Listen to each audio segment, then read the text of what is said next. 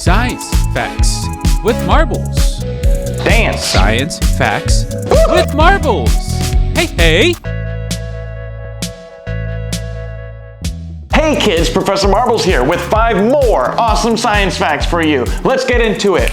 Woo! Alright kids, here we go. The solar system has one star in it, and that's our sun, and it's here in the middle. In the middle. Somewhere here. That's our solar system. Look at it go. Systeming in the solar. There are 2 sets of planets. We got 9 planets. Talking to you, Pluto.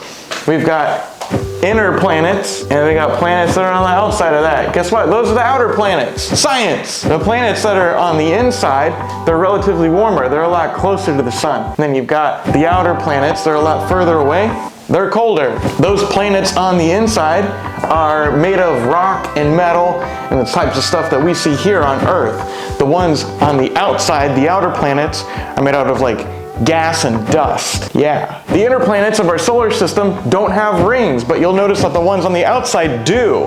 And some of them are even different. One of them's this way, and one of them's this way, like that. Picture's worth 1,000 words. Science. That's one of those words. 999 to go.